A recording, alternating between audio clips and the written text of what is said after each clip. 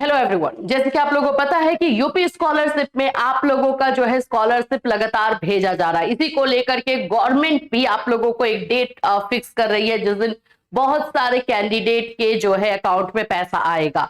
उसी को लेकर के अपडेट है और साथ ही साथ 31 मार्च के बाद किन किन का पैसा आना है इस पर भी एक अपडेट आ रही है कि 31 मार्च के बाद भी पैसा भेजा जाएगा, लेकिन किन लोगों का उस पर भी बात करेंगे। अगर आपका स्टेटस शो नहीं हो रहा है और आपको नहीं पता है पैसा आएगा कि नहीं आएगा, उसको लेकर के भी नोटिफिकेशन दिया गया है कि आपको क्या करना है। वो सारी चीजें जो है इस वीडियो में बताई जाएगी। सो फ्रेंड्स, चैनल पर पहली बार विजिट कर रहे हो तो चैनल को सब्सक्राइब कर लेना, बेल आइकन को हिट कर देना। यहाँ पे आपको यूपी स्कॉलरशिप से रिलेटेड हर इंफॉर्मेशन दी जाती है। सबसे पहले तो मैं आप लोगों को बता दूं कि आज के दिन जो है 28 लाख स्टूडेंट्स के अकाउंट में पैसा आएगा। यस, बस आप अपना अकाउंट चेक करते रहिएगा। आपको अकाउंट जो है 2 बजे के बाद आप चेक करते रहिए, उसमें आपको पैसा आज मिलने वाला है। और ये एक दो स्टूडेंट का नहीं, 28 लाख विद्यार्थियों के अकाउंट में पैसा आएगा। तो आज के दिन सबसे ज्यादा जो है मोटा अमाउंट बोल सकते हो कि सबसे ज्यादा स्टूडेंट्स को पैसा आएगा।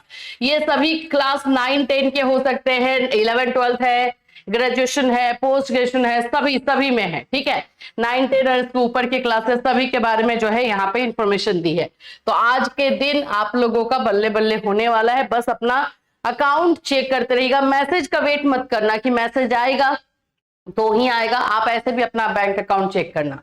दूसरी इंफॉर्मेशन आ रही है, जिन लोगों का अभी भी जो है स्टेटस अपडेट नहीं हुआ है या फिर उसमें जो है प्रॉब्लम्स है।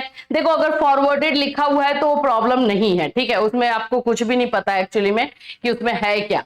तो अगर किसी में कोई प्रॉब्लम आई हुई है, किसी तरह का जो है पैसा अभी तक रोक दिया गया है या आगे नहीं फॉरवर्ड हुआ था, उन लोगों के लेकर अपडेट दिया जा रहा है कि सभी छात्र छात्राओं को छात्रवृत्ति के संबंध में अवगत कराया जाता है कि छात्रवृत्ति वितरण की प्रक्रिया 31 मार्च तक चलेगी। 31 मार्च 2026 तक जो है पैसा दिया जाएगा। लेकिन अगर किसी छात्र या छात्रा को छात्रवृत्ति धनराशि प्राप्त नहीं होती है तो संबंधित छात्र छात्राओं को अपने छात्रवृत्ति आवेदन की स्थिति यानी कि स्टेटस के प्रतीक्षा करनी होगी कि आपका स्टेटस अपडेट हो। तो जिन लोगों का लंबित है या फिर आपने कंप्लेन डाल के रखा हुआ है कि हाँ मेरा स्टेटस अपडेट नहीं हुआ, ऐसा अगर किसी का है तो आप लोगों को जो है 31 मार्च के बाद भी पैसा आ सकता है जब आपका स्टेटस अपडेट होगा। जब भी आपका कोई भी इश्यू है, अगर वो रिजॉल्व हो जाता है तो आप लोगों को पैसा मिलेगा। ये चीजें दी गई है, 31 मार्च के बाद भी आप लोगों को मिलेगा। ठीक है, अब यहाँ पर यह भी है कि अगर पैसा बच जाता है, पैसा रह जाता है तो उस क्रम में क्या होगा। देखिए, अगर किसी भी, जैसे कि जनरल कैटेगरी के लिए एक बजट बनाया जाता है, ओबीसी कैटेगरी के लिए बजट बनाया जाता है, माइनॉरिटी के लिए बजट बनाया जाता है, आप जानते ही हो। तो अगर किसी भी कैटेगरी में पैसा बच जाता है, शेष रह जाती है, तो पूर्व वित्तीय वर्षों की भांति अप्रैल से जून माह के मध्य शेष धनराशि से छात्रवृत्ति का वितरण किया जा सकता है। मतलब जिनका पैसा अगर आपके कैटेगरी में बचा है और जिनका पेंडिंग में है, उनका रिजॉल्व होगा, उन लोगों को जो है आप लोगों को अप्रैल और जून तक, अप्रैल से लेकर के जून तक जो है पैसा दिया जाएगा। ये सभी का नहीं होने वाला, याद रख लेना। अगर कैटेगरी में पैसा रहा, जैसे जनरल कैटेगरी का पैसा बचा हुआ है, जो कि अभी लग रहा है कि जनरल कैटेगरी का बचेगा, क्योंकि जनरल कैटेगरी का के बच्चों का जो है डिस्ट्रीब्यूशन बहुत लेट से स्टार्ट किया गया है।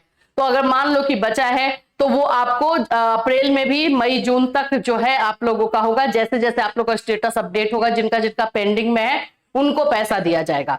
लेकिन अगर कैटेगरी में पैसा खत्म हो जाता है तब फिर नहीं मिलेगा। यही सारी चीजें इसमें दी गई है। तो इसका ये मतलब है कि भाई अप्रैल मई में भी पैसा आना है। ठीक है, अनुसूचित जाति और अनुसूचित जनजाति वाले बच्चों के लिए बात कर लेते हैं। इन लोगों का, जैसे मैंने बताया था, इनका जो है 3 फेज में फॉर्म फिल होता है और 3 फेज में इनका जून तक पैसा आता है। SC ST वाले बच्चों को कोई टेंशन नहीं है, SC ST वाले बच्चों को जून तक पैसा आता है। लेकिन जो 3rd फेज वाला राउंड है, जो अंतिम चरण वाला जो राउंड है, उसका आवेदन आप लोग का 31 मार्च तक जो है फॉरवर्ड हो जाना चाहिए। ये सब चीजें हैं। तो जिन भी बच्चों का अभी भी SC ST के हैं और उनका जो है फॉर्म फॉरवर्ड नहीं हुआ है, तो कॉलेज वालों से बोला गया है कि जल्द से जल्द आप उनका फॉर्म फॉरवर्ड करें, क्योंकि उनको जून तक जो है पैसा दिया जाना। तो 31 मार्च उनके लिए लास्ट डेट है, अंतिम डेट है। यहाँ पे मैं आपको दिखा देती हूँ। उनके आवेदनों पत्रों को संबंधित शिक्षण संस्थान द्वारा, यानी कि कॉलेज के द्वारा 31 मार्च 2026 तक अनिवार्य रूप से अग्रसारित यानी फॉरवर्ड किया जाना सुनिश्चित किया जाए। तो SC/ST वाले बच्चों का, जिनका अभी तक फॉर्म फॉरवर्ड नहीं हुआ है, जिन्होंने थर्ड फेज तक जो है फॉर्म फिल किया है, उन लोगों को जो है कॉलेज को एक्चुअली में ये इंफॉर्मेशन दी गई है कि 31 मार्च तक यानी कल तक उनका फॉर्म जो है जल्द से जल्द फॉरवर्ड किया जाए, ये यहाँ पर बताया गया है। ठीक है, तो ये दो चीजें हो गई। हमने एक तो ये देख लिया भाई कि आज के डेट में पैसा अच्छे खासा मिलेगा, दूसरा है कि जिनका पेंडिंग में है उनका क्या होगा, और आप लोग का मार्च के बाद भी पैसा मिलेगा या नहीं मिलेगा, किन लोगों को मिलेगा, ये देख लिया। अब यहां पर आ जाते हैं कि आज के दिन जो ये पैसा आप लोग का ट्रांसफर हो रहा है वो कितना है। यहाँ पे बताया जा रहा है 3350 करोड़ रुपए जो है आज के डायरेक्ट बेनिफिट ट्रांसफर के द्वारा दिया जा रहा है, और जिसमें कौन कौन सी कैटेगरी का है वो यहाँ पर अलग अलग करके बता दिया गया, तो जिससे पता चल रहा है कि किस में ज्यादा पैसा इस बार आना है। तो यहाँ पर अगर हम आपको दिखा देते हैं तो 28 लाख से अधिक है, तो ओबीसी के लगभग 13,52,000 छात्रों को 1838 करोड़ दिया जाएगा। अनुसूचित जाति के लिए जो है 468 करोड़ है, और सामान्य वर्ग यानी कि जनरल कैटेगरी के लिए 779 करोड़ जो है कि छात्रवृत्ति दी जाएगी आज के दिन।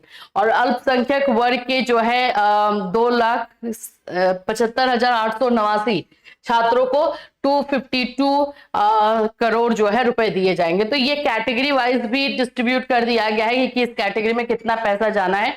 इससे हमें ये पता चल रहा है कि किस कैटेगरी को का जो है पैसा आज हमें ज्यादा से ज्यादा देखने को मिलेगा। तो मैंने बताया था कि जनरल कैटेगरी में चांसेस है कि पैसा आप लोगों को ज्यादा से ज्यादा देखने को मिलेगा, वही चीजें यहाँ पर क्लियर की जा रही है। ठीक है, अब देखो आप लोगों का जो क्वेश्चन है, अब मैं उस पर आती हूं। कुछ बच्चों ने बोला कि मैम हम लोगों ने जो है इसमें 1076 पर कंप्लेन किया हुआ है और वहां से हमें रिप्लाई आ रहा है। देखो कुछ बच्चों का रिजेक्ट हो रहा है, कुछ बच्चों को वहां पे बताया जा रहा है कि आपका रिजेक्ट कर दिया गया है। 2 बच्चे ने जो मुझे सेंड किया था उनका अटेंडेंस इशू है कि अटेंडेंस उनका कम था इसके लिए। तो इसमें हम क्या कर सकते हैं, तो बाबू आप जल्द से जल्द जो है पता करो यहाँ पे अपने कॉलेज में जाकर के, और कॉलेज वाले अगर हेल्प नहीं करते तो सामने के समाज कल्याण विभाग जो भी आपका, वहां चले जाओ। कल एक बच्चे ने जो है कॉल किया, उसने बताया कि मैम मैं डीएलएड का हूं। ये बच्चा जो है डीएलएड का है और इसने जो है 24-25 सेशन का भी फॉर्म भरा है और 25-26 सेशन का भी फॉर्म भरा है। तो इसको जो है इसके डिस्ट्रिक्ट से यानी कि जिला समाज कल्याण विभाग से जो है कॉल आया है और बोला गया है कि आपका किसी एक ही ईयर का जो है पैसा मिलेगा। तो आप अपने कॉलेज में बात करके एक का जो है रद्द करवा दीजिए, रिजेक्ट करवा दीजिए, तो दूसरे का हम पैसा भेज दे।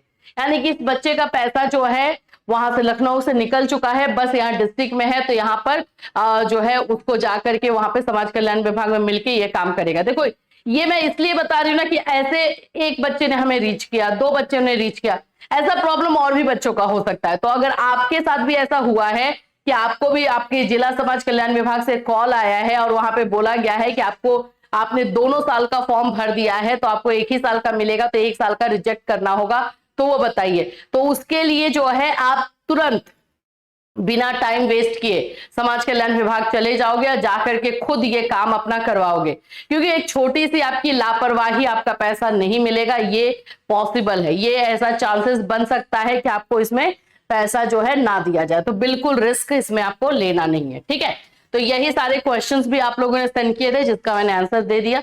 आई होप अब कोई भी डाउट आप लोग को ना हो, इससे रिलेटेड कोई और अपडेट आएगी तो आपको भी पता है कि आपको इस चैनल के माध्यम से इन्फॉर्म किया जाएगा। फिर मिलूंगी, till then take care everyone.